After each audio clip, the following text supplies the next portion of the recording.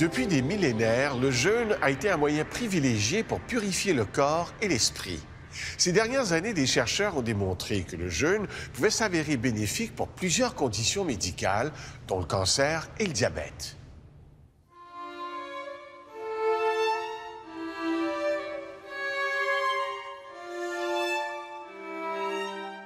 La nourriture occupe une partie importante de nos journées. On planifie nos repas, on cuisine, on mange 3, 4, parfois 5 fois par jour, et en étant toujours à la recherche du régime parfait pour être en meilleure santé. Et si la meilleure solution était simplement de prendre une pause?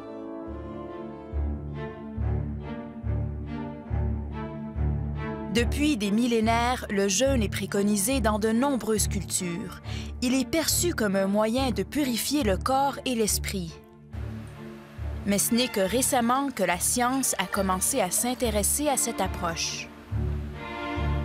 Premier constat, notre corps est fait pour jeûner. Cela fait partie de notre histoire depuis aussi longtemps que la nourriture. C'est vrai pour tous les organismes. Si vous remontez plusieurs milliards d'années dans l'évolution, il n'y a pas un organisme qui n'ait pas jeûné pendant de longues périodes, probablement même des périodes de jeûne plus longues que des périodes d'alimentation. Notre corps possède un mécanisme d'adaptation qui lui permet de survivre très longtemps sans nourriture. En temps normal, nous utilisons nos réserves de glucides comme principale source d'énergie. Mais au-delà de 24 heures sans manger, elles s'épuisent. Le corps se tourne alors vers ses réserves de graisse qui peuvent lui durer pendant des semaines. À cause de son effet sur le métabolisme, le jeûne est bien plus efficace pour perdre du poids que de compter ses calories.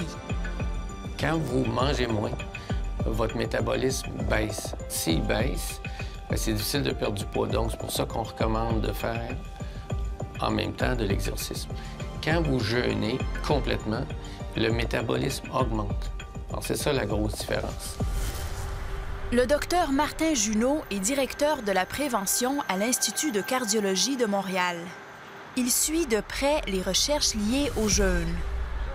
Alors, une des choses que les chercheurs ont vite remarqué, c'est que le jeûne est très efficace pour baisser le niveau d'insuline. Ce qui est intéressant pour ce qu'on appelle la résistance à l'insuline, qui est la base de beaucoup de problèmes métaboliques, dont le syndrome métabolique et l'obésité et le diabète. Les bienfaits du jeûne vont encore plus loin. À l'Université de Californie du Sud, Walter Longo est un des plus grands spécialistes du jeûne à travers le monde. Pour lui, c'est un des secrets de la longévité. Son explication, la privation de nourriture amène les cellules à se régénérer. Notre corps détruit ses composants de manière coordonnée. Par exemple, une partie des muscles, une partie du foie, une partie du système immunitaire et ainsi de suite. Il détruit aussi une partie de chaque cellule. C'est ce qu'on appelle l'autophagie. Puis il s'en sert comme source d'énergie. Lorsque vous mangez à nouveau, tout cela est reconstruit. Durant un jeûne, le corps tend à détruire les cellules endommagées avant les cellules saines. Cette régénération des cellules a un effet bénéfique sur le système immunitaire. Yasmina souffre depuis des années du syndrome d'activation mastocytaire, un trouble inflammatoire qui affecte une partie des globules blancs. Il y a quelques années, elle s'est tournée vers le jeûne pour alléger ses symptômes. J'étais au bout du rouleau. J'avais des convulsions inexpliquées et des sensations étranges dans mon corps qui étaient si intenses que je ne pouvais pas fonctionner. Pendant 1 an, j'ai été au lit. Après 3 jours et demi de jeûne à l'eau, tous mes symptômes ont subitement disparu. C'était calme. Je n'avais rien vécu de tel depuis l'enfance.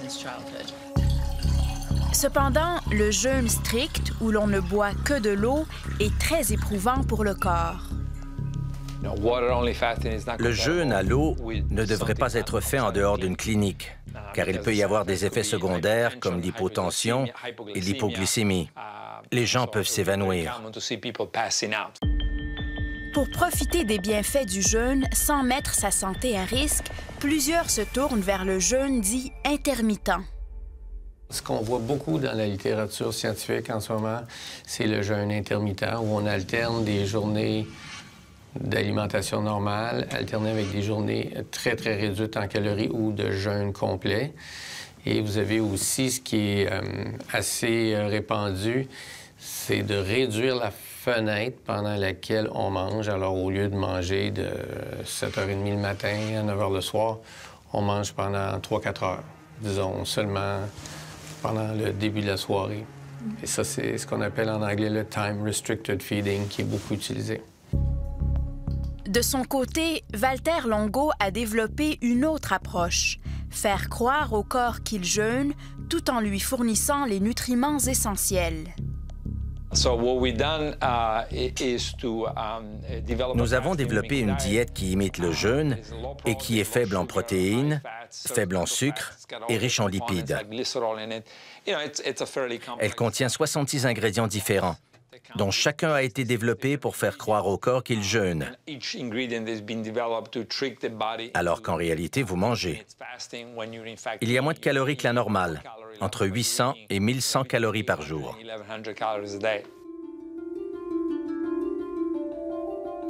Le jeûne peut avoir un effet bénéfique dans le traitement du cancer, mais il risque aussi d'affaiblir les patients.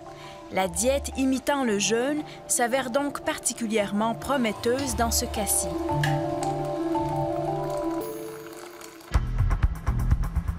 Valter Longo a principalement mené ses tests sur des souris.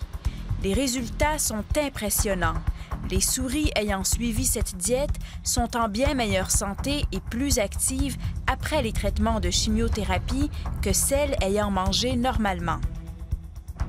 En combinant les médicaments contre le cancer avec la diète imitant le jeûne, nous observons une survie sans récidive, même dans les cas de métastase. Lors du jeûne, une fois les réserves de glucides épuisées, les cellules cancéreuses ne sont pas capables d'utiliser les graisses comme source d'énergie.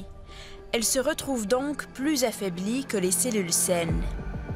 Le corps comprend qu'il est affamé et il se met en mode de protection. C'est la réponse des cellules saines lors du jeûne. Elles s'arrêtent et elles attendent. Les cellules cancéreuses refusent de le faire et elles continuent.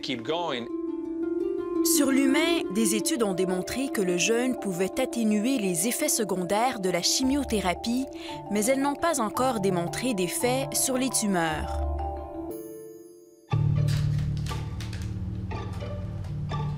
La diète développée par Valter Longo est désormais commercialisée sous le nom de Prolon.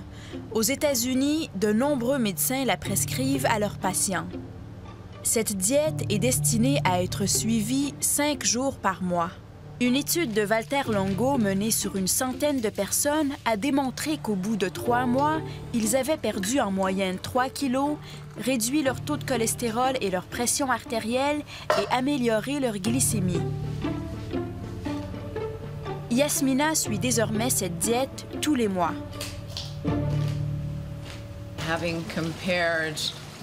Après avoir essayé différentes méthodes de jeûne, sans calories et en buvant seulement de l'eau, je n'étais pas capable de fonctionner normalement.